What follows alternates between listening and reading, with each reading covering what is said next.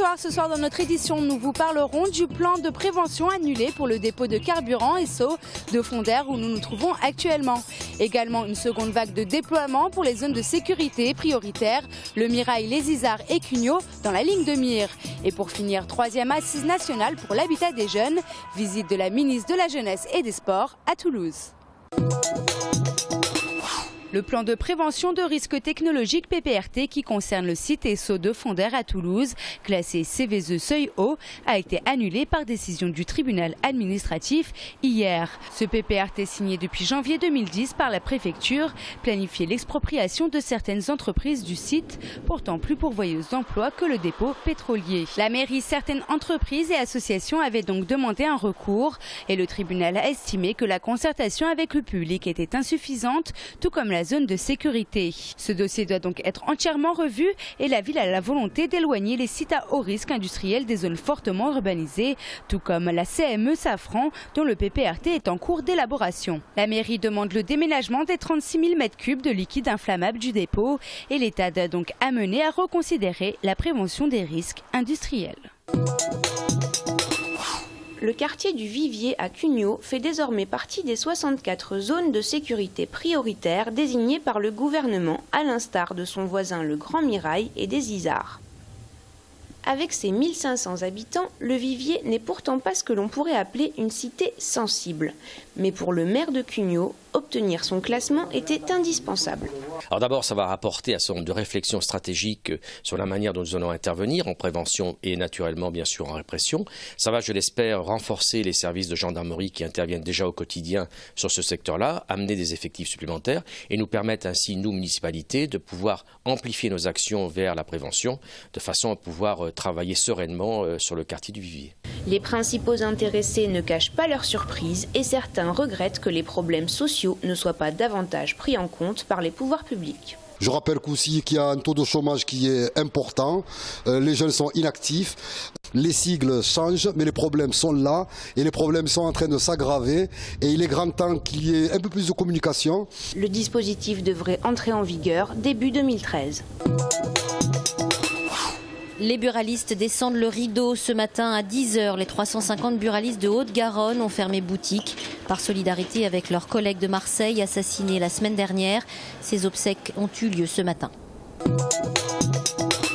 3e assise nationale pour l'habitat des jeunes à Toulouse. Aujourd'hui en France, 1 million de jeunes vivent sous le seuil de pauvreté. Et parce qu'ils enchaînent période de formation et d'inactivité, période d'emploi et de chômage, la question du logement est importante. En Midi-Pyrénées, il existe une vingtaine de résidences, soit 1350 logements. On offre aux jeunes des logements qui vont de la chambre au T3, répartis sur toute la région Midi-Pyrénées, et qui sont particulièrement adapté à ces conditions de mobilité. C'est-à-dire qu'on peut louer les logements au mois, à la semaine, voire à la nuitée, que les loyers sont extrêmement modérés et que l'APL est là dès le premier mois. La question de la jeunesse était au centre de la campagne de François Hollande. Pour la ministre des Sports et de la Jeunesse, Valérie Fournéron, la loi sur les emplois d'avenir est une première étape, des emplois dont la durée est de 3 ans. Majoritairement des CDI, avec aujourd'hui le respect des conventions collectives, donc au minimum le paiement au SMIC, l'apport de l'État qui sera de plus de 2 milliards d'euros, c'est un effort qui est important, mais cette mobilisation de l'État, elle ne sera réussie que si on accompagne ces parcours, à la fois, je veux dire, par le tutorat, par la qualification, et donc c'est à la fois une expérience professionnelle, on vous fait confiance, et puis une deuxième chance de qualification qui reste la meilleure façon de construire son autonomie. En Midi-Pyrénées, l'Union régionale pour l'habitat des jeunes prévoit la construction de 300 nouveaux logements d'ici 5 ans. C'est un énorme joyau qui brûle à 40 années-lumière de la Terre. Son nom, planète 55 Cancrieux, baptisée depuis la planète Diamant. Malgré cette distance qui pour l'humanité est considérable, à l'échelle de l'univers, cette étoile est toute proche de nous. À cette occasion, les chercheurs Olivier Mourcy et Niku Madhuchidam ont dispensé une conférence à l'Institut de recherche en astrophysique et planétologie de Toulouse. Son diamètre est 2 fois celui de la Terre, donc sa masse est environ 8 fois celle de la Terre. Donc la température en surface est de l'ordre de 2000 degrés. C'est une planète qui est très chaude. C'est une planète dont la composition est dominée par le carbone, l'acier. Donc sous la croûte, on trouve directement des couches de carbone qui sont sous forme de diamants en raison des très fortes pressions.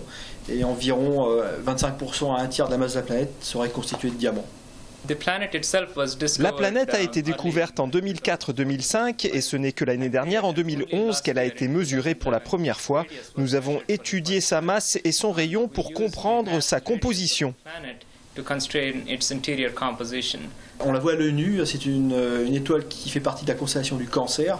Et le Cancer, c'est une constellation d'hiver que l'on peut voir à partir de maintenant, près de la constellation d'Orion. Avec une paire de jumelles, on voit très bien cette constellation. Et l'étoile, on la voit aussi à l'œil nu. Donc c'est pour ça que c'est vraiment dans la banlieue terrestre. On est vraiment dans l'environnement immédiat du Soleil. L'étoile est située à 40 années-lumière de la Terre, 44. Donc imaginez que 30 km/s, donc c'est 10 000 fois moins que la vitesse de la lumière. Donc il faudra au moins 400 000 ans pour y arriver. Donc 400 000 ans pour y arriver. Donc si vous ramassez du diamant, il ne faut pas oublier l'appel quand même, parce que autrement vous revenez à la maison. Donc il faut 800 000 ans pour faire l'aller-retour. Donc c'est hors de portée de notre civilisation actuelle. Compte tenu de l'état des progrès, non, c'est hors de portée. Si les cotations boursières du diamant n'ont pas été chamboulées par cette découverte, en revanche, pour le monde scientifique, cette planète ouvre de nouvelles voies dans la compréhension géochimique et géophysique des exoplanètes.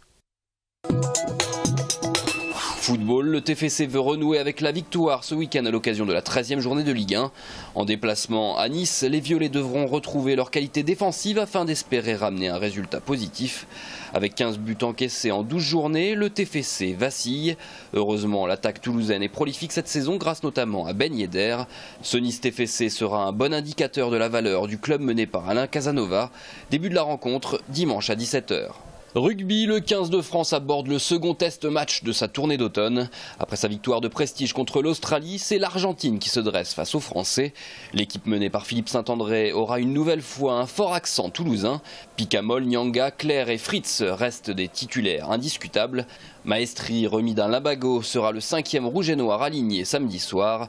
UG sera une nouvelle fois remplaçant.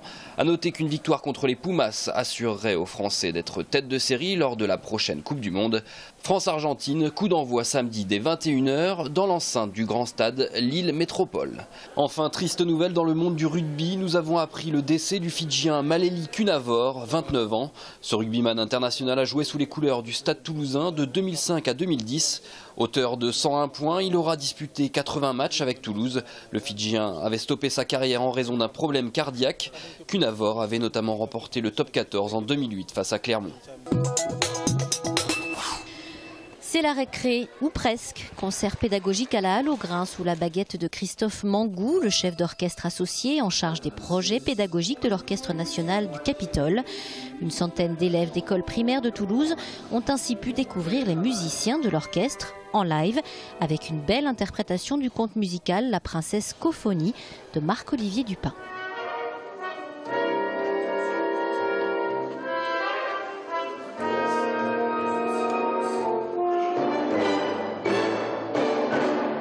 Ça vous a plu ?